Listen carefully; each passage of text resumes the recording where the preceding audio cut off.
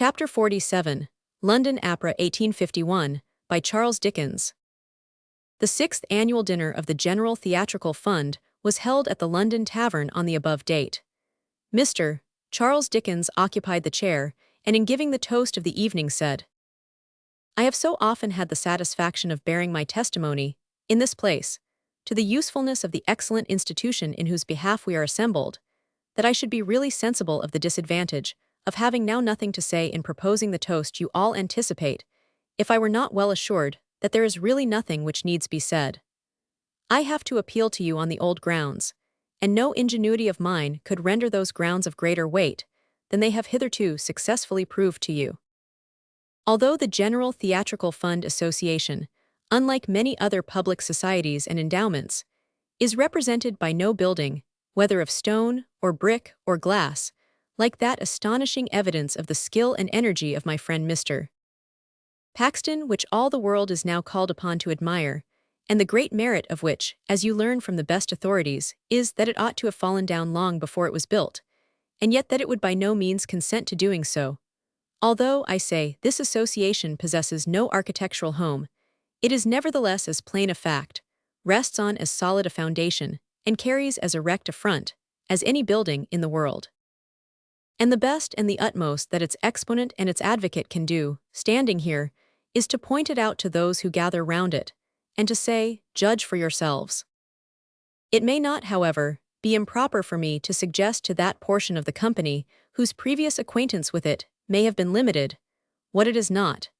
It is not a theatrical association whose benefits are confined to a small and exclusive body of actors. It is a society whose claims are always preferred in the name of the whole histrionic art.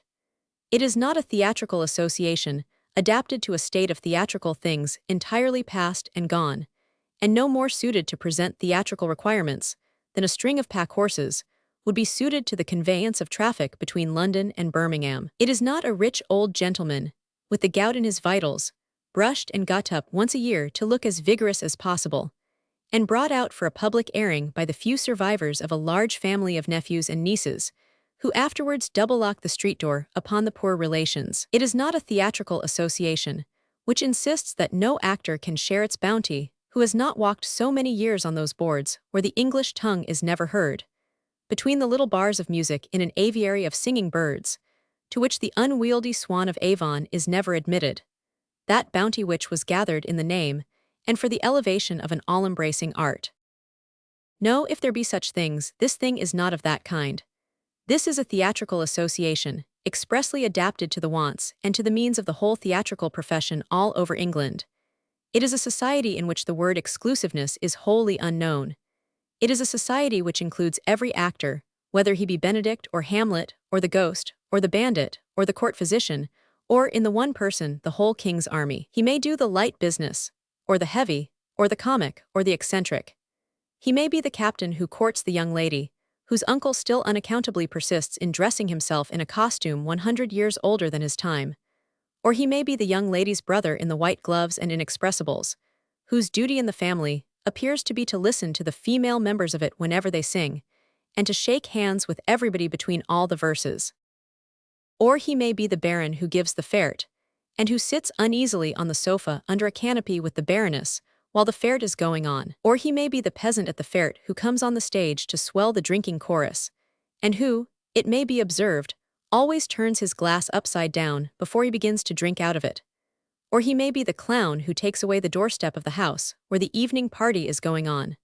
Or he may be the gentleman who issues out of the house on the false alarm and is precipitated into the area. Or, to come to the actresses, she may be the fairy who resides forever in a revolving star, with an occasional visit to a bower or a palace. Or the actor may be the armed head of the witch's cauldron, or even that extraordinary witch, concerning whom I have observed in country places, that he is much less like the notion formed from the description of Hopkins than the Malcolm or Donalbain of the previous scenes. This society, in short, says, be you what you may, be you actor or actress, be your path in your profession never so high, or never so low, never so haughty, or never so humble, we offer you the means of doing good to yourselves, and of doing good to your brethren.